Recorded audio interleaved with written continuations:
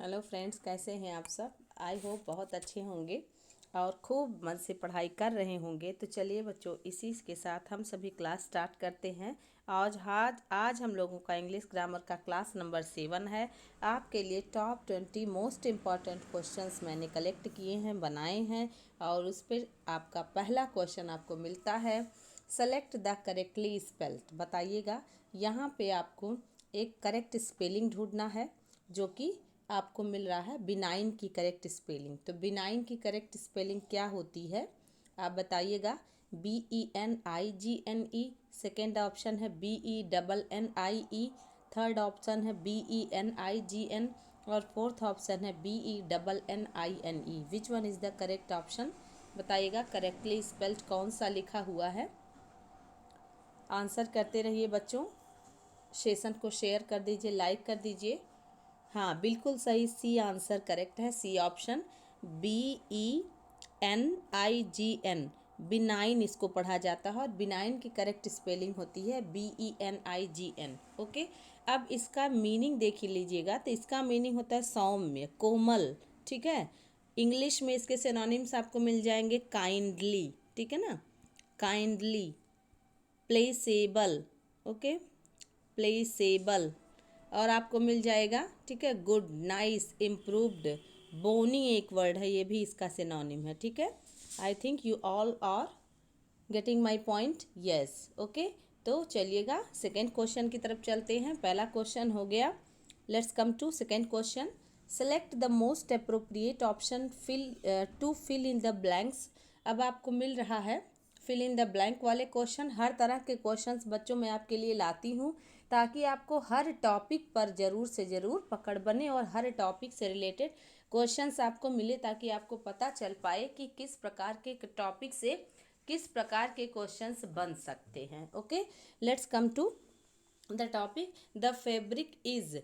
अब आपको जो है एक फिल इन द ब्लैंक में एक ब्लैंक स्पेस है, उसमें आपको भरना है दो चीपर देन अदर फैब्रिक्स। आपको बताना पड़ेगा द फैब्रिक इज, इसके बाद है दो, दो मतलब यद्यपि होता है, चीपर देन अदर फैब्रिक्स। बताइएगा एज गुड एज दो करेंगे या मोर गुड करेंगे या एज गुड अकेले कर देंगे या सो गुड एज करेंगे। बताइएगा, आपको याद रखना पड़ेगा कि यहाँ पर आपको डिग्री से रिलेटेड ध्यान देना है। तो जब आप यद्यपि को अगर आप देखें तो यहाँ पर यद्यपि के पहले इट मीन्स दो के पहले, ठीक है ना, ध्यान करिएगा तभी आंसर करिएगा। दो के पहले एक सेंटेंस है और दो के बाद दूसरा सेंटेंस है। तो दूसरा वाला सेंटेंस आप देख पा रहे हैं कि कंपैरेटिव डिग्री में है। ओके, बताइएगा ए ऑप्शन। बहुत अच्छे, जिन बच्चों का ए ऑप्शन करेक्ट आ रहा है, those who are giving me option number A, those are correct. Okay, बताइएगा बिल्कुल ए आंसर करेक्ट है। ठीक है, देखिएगा ए क्यों करेक्ट है। यहाँ पर फैब्रिक की बात हो रही है ना, दिस फैब्रिक। अब आपको ध्यान देना है, ये फैब्रिक एज गुड एज, ठीक है ना, उतना ही अच्छा है जितना, और यद्यपि कि और फैब्रिक से सस्ता है। ध्यान रखिएगा, उतना ही अच्छा है जितना कि होना चाहिए अदर फैब्रिक्स, लेकिन अदर फैब्रिक्स जितना ही अच्छा है बट अदर फैब्रिक्स से सस्ता है। चीप मतलब होता है सस्ता। Okay, understood, A option correct answer है। ठीक है, ध्यान रखिएगा, मोर गुड नहीं होगा। ओके, एज गुड अकेले आता नहीं, सो गुड एज आपका निगेटिव सेंस में आता है। ओके, बहुत अच्छे। क्वेश्चन नंबर थर्ड देखिएगा, select the most appropriate meaning of the given idiom. Idiomatic expression वाले क्वेश्चन आपको दिए जा रहे हैं। ऑफ द फर्स्ट वाटर, इसका मीन्स क्या होता है? Of ancient origin, of favourable opinion, of no significance या ऑफ द बेस्ट क्वालिटी। बताइएगा, अगर कहीं पर मिल जाए ऑफ द फर्स्ट वाटर, तो आप इसका मीनिंग क्या निकालेंगे? फर्स्ट वाटर, ध्यान रखिएगा, फर्स्ट वाटर मीन्स क्या, आपको पता है ना, बेस्ट क्वालिटी। बहुत अच्छे, option number D is the correct option of this question. तो क्वेश्चन नंबर थर्ड का करेक्ट है of the best quality, it means of the first water. Okay, ancient origin नहीं होगा, फेवरेबल ओपिनियन भी नहीं होगा, नो सिग्निफिकेंस तो बिल्कुल नहीं होगा, क्योंकि सेंटेंस पॉजिटिव में आपका जा रहा है, तो ऑप्शन नेगेटिव में नहीं होगा। ओके, बहुत अच्छे। तो क्वेश्चन नंबर थर्ड का डी ऑप्शन करेक्ट है, ये आप नोट कर लें, it is very important point for you. Okay, let's come to next question. Question number four, identify the segment that contains a grammatical error. बताइएगा, आपको एक sentence दिया जा रहा है, उसमें आपको बताना है कि किस पार्ट में एरर है। तो ये क्वेश्चन आपको A/B/C/ करके एग्ज़ाम में कभी कभी नहीं आता है, इस प्रकार से ऑप्शंस बनते हैं। तो मैं इस प्रकार से इस क्वेश्चन को सेट की हूँ ताकि आपको पता चल पाए कि क्वेश्चंस कैसे बन सकते हैं। ओके, एरर के क्वेश्चंस ऐसे भी बनते हैं, तो देख लीजिएगा बच्चों। आई हैव वर्कड में एरर है, हार्डर देन आई डिड में एरर है, या आई विश में एरर है, या नन ऑफ द एबव में एरर है। तो बताइएगा क्या करेक्शन यहाँ करेंगे आप। आई विश मीन्स होता है काश। ओके, आई विश हो गया, ओ दैट हो गया, है ना, वुड दैट हो गया, इसका मीन्स होता है काश। ठीक है, और काश मतलब वो चीज़ जब टाइम कंप्लीट हो जाए और आप सोचो काश ये होता, काश वो होता, और तब आप जो है सिर्फ सोचते ही रह जाएं। ठीक है, उसको काश बोलते हैं, आपकी वो कल्पना जो पूरी ना हो पाई। I have worked harder than I did means काश मैं उतना मेहनत कर पाता, उससे ज़्यादा मेहनत कर पाता जितना भी मैंने किया। यानी कि आई डिड सब्जेक्ट और वर्ब का आप देख पा रहे हैं सेकेंड फॉर्म। तो सब्जेक्ट और वर्ब का सेकेंड फॉर्म जब आपको मिला तो देन के पहले आपको क्या मिलना चाहिए, पास्ट मिलना चाहिए। और आपका बिल्कुल सही बच्चों, ए वाले बच्चे आप सभी लोग करेक्ट हैं, ध्यान रखिएगा। ये आपका देखिएगा, आई हैव वर्कड अगर आप करेंगे तो आई डू, तो अगर आप आई डू करते हैं तो आपके वश में है ना कि आप ज़्यादा मेहनत करें। तब आप क्यों पाश्चाताप करेंगे, जब आप काम ख़त्म हो जाएगा तभी तभी पाश्चाताप करेंगे। इट मीन्स बच्चे सोचेंगे कि प्रेजेंट है तो हम क्यों ना पास्ट में आगे प्रेजेंट कर ले नहीं। विश वाले सेंटेंस हमेशा पास्ट में होते हैं, या फिर ऐसे भविष्य की बातें होती हैं जो ना पूरी हो पाएँ। ठीक है, ध्यान रखिएगा। तो पास्ट में जब आप काश करते हैं तो I have worked harder than I did, मतलब जो भी मैं किया काश उससे ज़्यादा मेहनत किया होता। ठीक है, तो यहाँ पे आपको हैड का प्रयोग करना चाहिए और वर्ब का थर्ड फॉर्म का प्रयोग करना चाहिए। इट मीन्स आपका क्या होना चाहिए था, यहाँ पे आपका पास्ट होना चाहिए था। तो ऑप्शन नंबर ए में एरर है। समझ में आ गया ना, बहुत बढ़िया। मूव करते हैं नेक्स्ट क्वेश्चन पर। क्वेश्चन नंबर 5 देखिएगा। Question number 5, select the most appropriate synonym of the given word. बताइएगा, ठीक है, एक आपको वर्ड दिया जा रहा है बिगाइल, तो बिगाइल का जो है synonym, it means same meaning क्या होगा, सिमिलर मीनिंग क्या होगा। बताइए बच्चों, डिसीव होगा, हास्टेन होगा, रिफ्यूज़ होगा, या रिपेंट होगा। बहुत आसान है और ये वर्ड एग्ज़ाम में ज़रूर से ज़रूर आप पढ़ के जाएं, एग्ज़ाम में आता है, इम्पॉर्टेंट है। बिगाइल का मीनिंग क्या होगा। डिसीव मीन्स होता है धोखा देना, हास्टन मतलब जल्दी करना, रिफ्यूज़ मीन्स इनकार करना, रिपेंट मीन्स पाश्चाताप करना। तो बिगाइल का मीनिंग होता है धोखा देना। ठीक है, चीट करना किसी को। ठीक है, तो DECEIVE स्पेलिंग भी ध्यान कर लीजिएगा। डिसीव, रिसीव, कंसीव, इसमें आपको मिल जाएगा CEIVE रहता है। ओके, बहुत अच्छे। तो क्वेश्चन नंबर 5 का ए करेक्ट आंसर है, सिमिलर मीनिंग है डिसीव, चीट और बिगाइल। ओके, बहुत बढ़िया। चलिएगा क्वेश्चन नंबर 6 पर। He had already gone a few kilometres. अब आपको एक ब्लैंक स्पेस मिल रहा है। हिज केयर ब्रोकन डाउन, तो यहाँ पे जो है केयर नहीं होना चाहिए था, मुझे लगता है यहाँ जो है कार होना चाहिए था। ठीक है, मैंने केयर जो है टाइप हो गया है, इसको ध्यान रख लीजिएगा, कार है ना कि केयर। ठीक है, उसका कार ब्रोकन डाउन हो गया। ठीक है, यानी कि टूट गया, रुक गया, खराब हो गया। ओके, अब आप देखिएगा, कह रहा है कि बड़ी मुश्किल से वह कुछ ही किलोमीटर गया होगा कि उसका कार रुक गया या खराब हो गया। तो बताइएगा, आपको याद है ना, हार्डली, स्कार्सली, बेयरली, रेयरली, यदि याद होगा तो आप फट से आंसर कर पाएंगे। हार्डली और स्कार्सली के साथ हमेशा, बहुत अच्छे, व्हेन लगता है। ऑप्शन नंबर सी करेक्ट है, ठीक है, ध्यान रखिएगा। नो सूनर हो तो देन लगता है, ठीक है, THAN, ध्यान रखिएगा, देन नहीं।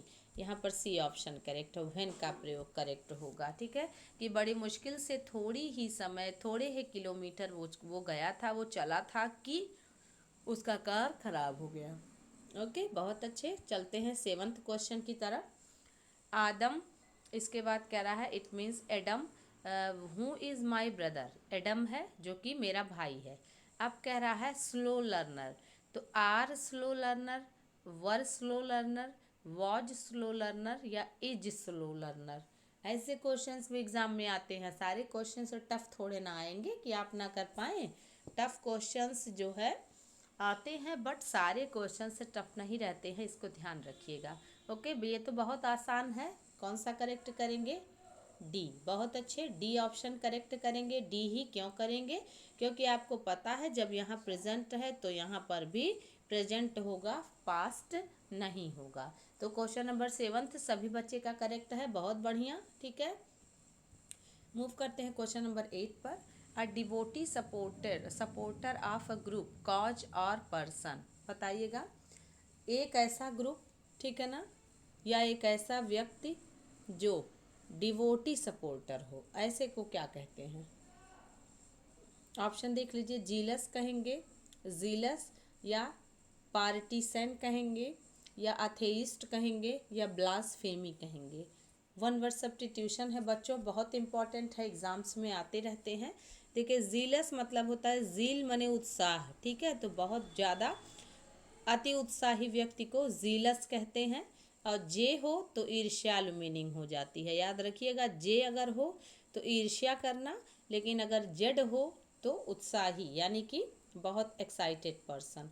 और अथेइस्ट मतलब a person who does not believe in God, that is called atheist, ठीक है, यानी कि नास्तिक। Okay, a person who does not believe in God's existence, भगवान के अस्तित्व में विश्वास ना करने वाला। ओके, इसको बोलते हैं। और ब्लास्फेमी बोलते हैं जो पवित्र चीज़ों या ईश्वर के बारे में जो है गलत टिप्पणी की जाती है, यानी ईश्वर निंदा, ठीक है ना, ईश्वर निंदा, दैट इज कॉल्ड इंग्लिश में ब्लास्फेमी। ओके, बहुत बढ़िया। चलिएगा, तो कौन सा आंसर किया जाए? बी ऑप्शन करेक्ट होगा, ठीक है। इसका और भी सिनोनिम आप देखें तो इसको फॉलोअर बोलते हैं, ठीक है, यू कैन से फॉलोअर, ठीक है। और क्या बोल सकते हैं? डिसिपल बोल सकते हैं, अनुयायी बोल सकते हैं, ठीक है। और आप बोल सकते हैं अधेरेंट, ठीक है, अधेरेंट इसको बोल सकते हैं। ये सब जो है मतलब किसी का अनुयायी, किसी को मानने वाला, किसी का जो है समर्पित भक्त। ओके, तो क्वेश्चन नंबर 8 का बी करेक्ट होगा। बहुत अच्छे। क्वेश्चन नंबर 9 पर चलेंगे। Unless you grease his palm, इसको बताइएगा, बहुत आता है एग्जाम में। ग्रीज हिज पाम, जब तक आप उसकी हथेली नहीं गरम करेंगे, he will not do your work, तुम्हारा काम नहीं करेगा। अपने यहाँ ये चर्चा होती है ना कि अगर आपका काम ना हो तो आप जो है अधिकारियों को रिश्वत दे दें। ऐसा अब नहीं होता, लेकिन जो है कभी भी आप मतलब ये आसपास सुनने को मिल जाता है। तो ये देखिए, ऐसे लोग बोलते हैं ना कि जब तक आप अधिकारी की हथेली नहीं गरम करेंगे, रिश्वत नहीं देंगे, तब तक वो काम आपका नहीं करेगा, ठीक है। तो रिश्वत देना, बहुत बढ़िया। अब देखिए, टॉक टू हिम माने बात करना, फ्लैटर हिम माने चापलूसी करना, बीट हिम मीन्स पीट देना, ब्राइब हिम मतलब रिश्वत देना। तो कौन सा आंसर? डी आंसर, ठीक है, option number D question number 9 का। ब्राइब मीन्स होता है रिश्वत देना, ठीक है, बहुत बढ़िया। चलिएगा, ऐसे आइडियमिक एक्सप्रेशन बच्चों ध्यान रखिएगा, एग्जाम्स में बहुत पूछता है। ओके, आगे बढ़ जाइएगा। क्वेश्चन नंबर 10 देखेंगे। Who will carry the day, इसका मीन्स क्या होता है? कैरी द डे का मतलब इन दिस वॉर, यानी इस युद्ध में दिन को कैरी कौन करेगा। अगर आप ऐसे मीनिंग निकालें तब भी आप आंसर दे पाएंगे। तो कैरी दिन को कौन करेगा भाई? दिन किसका बनेगा, आप ऐसा बताओ, ठीक है। जो हार जाएगा, जो पहले आक्रमण करेगा, जो समर्पण कर देगा, या जो जीतेगा। अब आपको पता चल रहा है ना कि कैसे ढूंढना पड़ेगा। ए आंसर, जो जीतेगा, ठीक है, दिन उसी का बनेगा, ठीक है। तो यहाँ पे क्या करना पड़ेगा, who will carry the day this in this war, तो दिन किसका बनेगा जो जीतेगा, तो who will win in this war. Be defeated मतलब हराया जाएगा। अटैक फर्स्ट मतलब पहली बार आक्रमण करेगा। विदड्रॉ फर्स्ट मतलब समर्पित कर देगा। तो आप समझ पा रहे हैं ना, क्या हो जाएगा क्वेश्चन नंबर 10 का ए। बहुत बढ़िया। क्वेश्चन नंबर 11 पर चलिए बच्चों, आंसर करिएगा। He was as cool as cucumber. यदि आपको कोई व्यक्ति मिलता है और जो है उसके बारे में आपने सुना है कि he was as cool as cucumber, मतलब ये वह उतना ही शांत था, उतना ही मतलब जो है धैर्यवान था जितना कि खीरा। खीरा को आप जानते हैं ना, कुकम्बर। कुकम्बर मीन्स खीरा। आपको पता है कि वो देखने में तो उतना जो है नहीं लगता है, आप देखते हैं फ़ायदेमंद, लेकिन जब आप उसके फ़ायदे देखें तो उसमें पानी भी है, ठीक है, उसमें विटामिन ए भी है, उसमें बहुत सारे मिनरल्स हैं, ठीक ना। वो आपकी आँखों के लिए भी अच्छा है, आपकी सेहत के लिए भी अच्छा है, आपको हमेशा तरोताज़ा रखता है। तो कुकम्बर में बहुत सारी क्वालिटी है, ठीक है, लेकिन वो शो ऑफ नहीं करता अपनी क्वालिटी, ठीक ना। तो यहाँ पर वही तात्पर्य है, he was as cool as cucumber, it means वह नर्वस था। तो कुकम्बर नर्वस थोड़े न रहता है। डेड था, फेंटेड था, या काम एंड कंपोज्ड था। तो कौन सा करेक्ट करेंगे, बहुत बढ़िया डी वाले बच्चे आप सभी के आंसर करेक्ट हैं, ठीक है।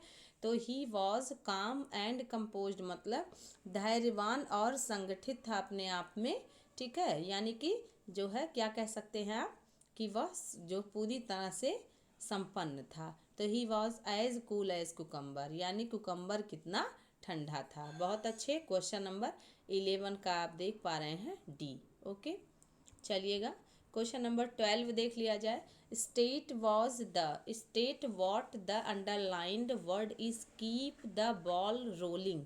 एक स्टेटमेंट है, कीप द बॉल रोलिंग। तो कीप द बॉल रोलिंग में रोलिंग क्या है बताइए। पास्ट परफेक्ट पार्टिसिपल है, इन्फिनिटिव है, फाइनाइट फॉर्म है, या जीरंड है। Which one is the correct answer बताइए। Which option will be correct answer. Question number 12, rolling क्या है फटाफट बताइए।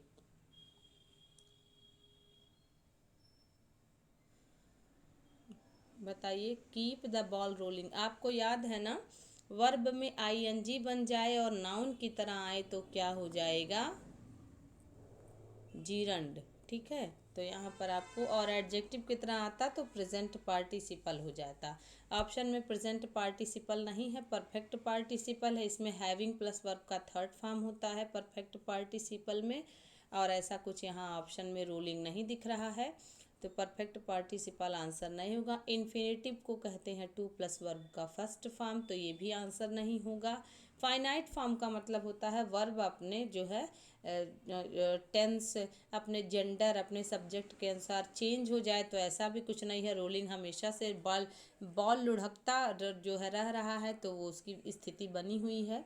एडजेक्टिव जो है ना बन के नाउन की तरह बन रहा है, और आईएनजी लगा है तो जीरंड में आईएनजी लगता है। ओके, तो क्वेश्चन नंबर 12 का डी ऑप्शन करेक्ट है। जीरंड पार्टिसिपल मैंने आपको बहुत अच्छे से पढ़ाया है बच्चों, तो ज़रूर से ज़रूर आप अपने नोट्स को बार बार पलट के देखा करें, क्योंकि जब आप अच्छे से पढ़े रहेंगे तभी आप क्वेश्चन को अटेम्प्ट कर पाएंगे और कॉन्फिडेंस आपका एकदम ऊपर रहेगा। ओके, चलिएगा क्वेश्चन नंबर 13 पर चलिएगा। द वेदर वॉज बैड, एक ब्लैंक स्पेस आपको मिला, यानी कि मौसम बहुत बेकार था।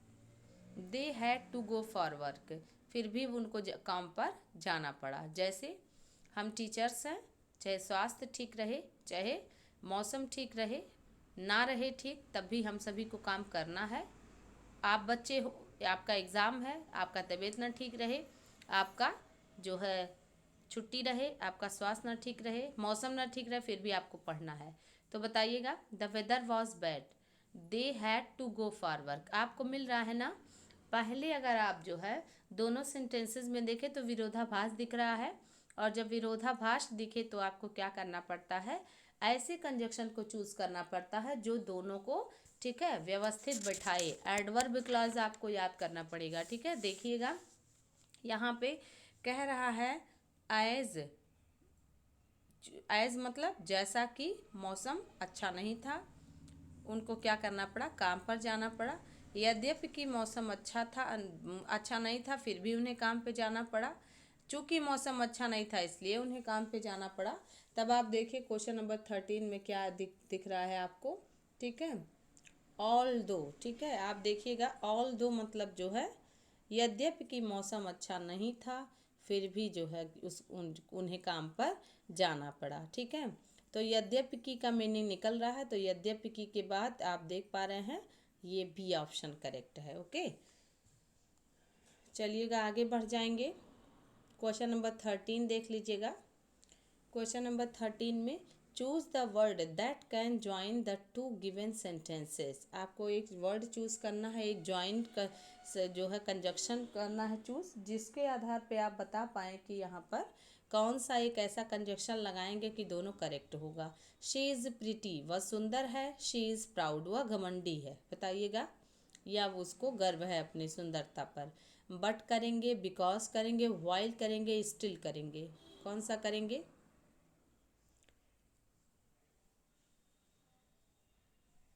बताइएगा।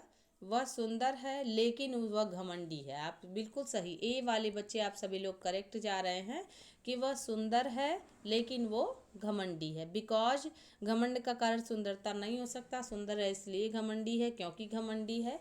वाइल होता है जब आप जैसे कहते हैं, जब मैं पढ़ रही हूँ आप पढ़ा रहे हो, ठीक है, तो हो जाएगा you while you are teaching I am studying. तो वाइल लगा सकते हो, स्टिल का भी यहाँ कोई भी चांस नहीं बनता। ए ऑप्शन ठीक है, कि वह सुंदर है लेकिन वह घमंडी है। ओके, बहुत बढ़िया। क्वेश्चन नंबर 15 देख लीजिएगा। Fill in the blanks with suitable preposition. Do not cry, split milk, इसको बताना पड़ेगा। ये एक प्रोवर्ब है, कहते नहीं है कि अब पछताए होत क्या जब चिड़िया चुग गई खेत। ठीक है, एग्जाम्स में आते हैं क्वेश्चन। ठीक है, बताइएगा। तो क्या है, क्राई एबव स्प्लिट मिल्क या अंडर, यानी काम बिगड़ने के बाद पछताने का क्या फ़ायदा। ये जो है कंप्लीट करने के लिए ऑप्शंस आपको दिए गए हैं, एग्ज़ाम्स में आते हैं कि करेक्ट कौन सा है या कंप्लीट करिए, ऐसे क्वेश्चंस आपको मिलेंगे। तो डू नॉट क्राई ओवर, बहुत बढ़िया, सी ऑप्शन करेक्ट है। ठीक है, ओवर है। ओके, यानी कि दूध गिर करके फैल जाए तो चिल्लाने और परेशान होने का कोई मतलब नहीं बनता, वह वापस नहीं जो है आएगा। तो अबब अंडर ऑन नहीं होता है। Do not cry over split milk, यानी दूध फटने के बाद या दूध बर्बाद होने के बाद आपको वापस दूध नहीं मिलेगा, वही दूध वापस ठीक से नहीं मिलेगा। तो वही कारण है, काम बिगड़ने के बाद पश्चाताप करने का कोई फ़ायदा नहीं। तो क्वेश्चन नंबर 15 का सी है, आप ज़रूर से ज़रूर याद रखें। इसको आप अपने रूटीन में यूज़ करें ताकि और भी आपको अच्छे से याद हो पाए। अक्सर करके हम लोग बोलते हैं ना कि अब पछताने का क्या फ़ायदा, अब तो काम बिगड़ चुका है। क्वेश्चन नंबर 16 पर आ जाइए। क्वेश्चन नंबर 16 देखिएगा। ही was angry her, he did not utter a word, इसको आप बता दीजिएगा। सिंस करेंगे कि व्हाइल करेंगे कि बट करेंगे कि इफ़ करेंगे।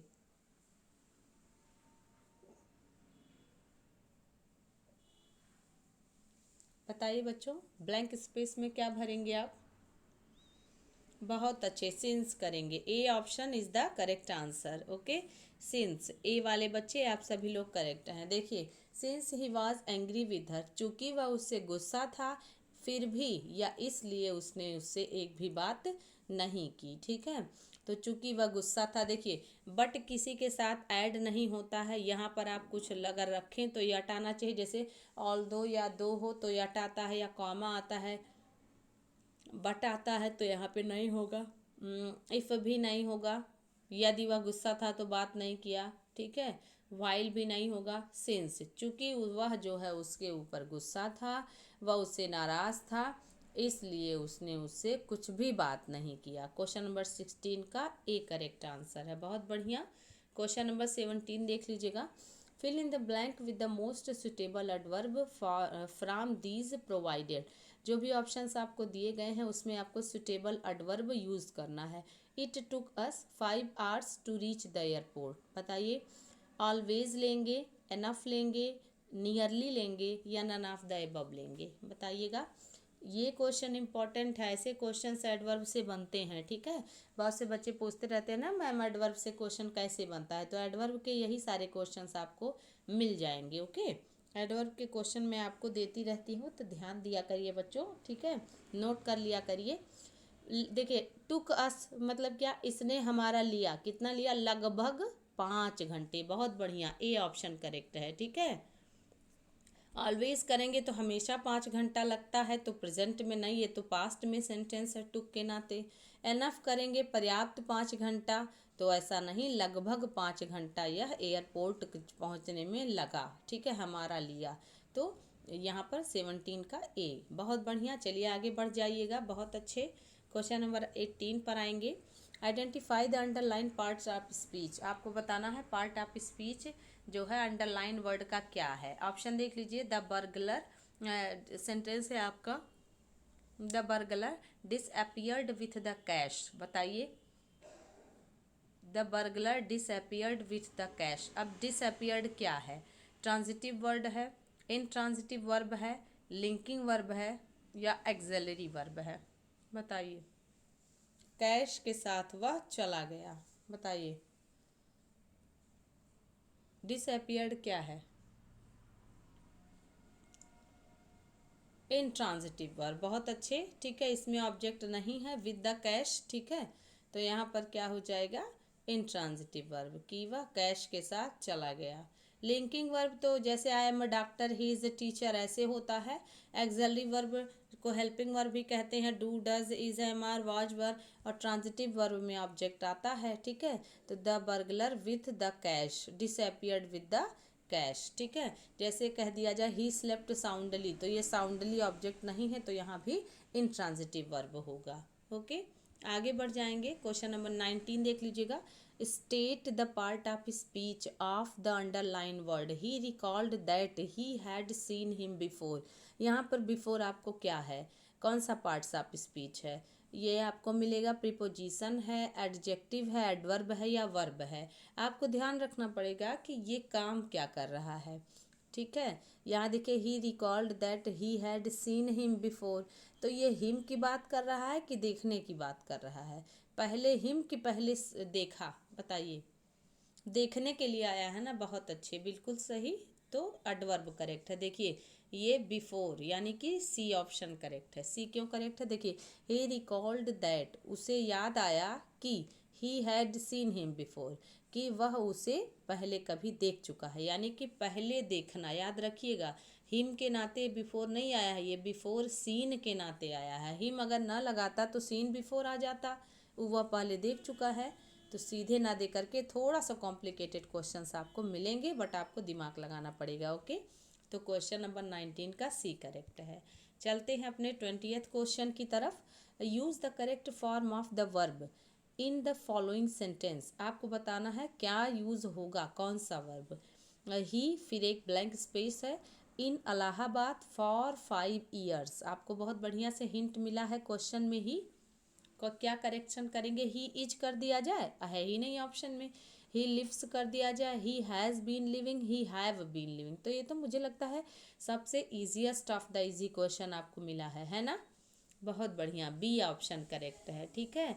इज एम आर होता तो आप कंफ्यूज हो सकते थे इज से, लेकिन हैज बीन लिविंग के अतिरिक्त यहाँ कुछ करेक्ट ही नहीं होगा, क्योंकि यहाँ पर है ना 5 वर्षों से, ठीक है, वह इलाहाबाद में रह रहा है। बहुत बढ़िया, बी का क्वेश्चन नंबर 20 का बी ऑप्शन करेक्ट है, ठीक है।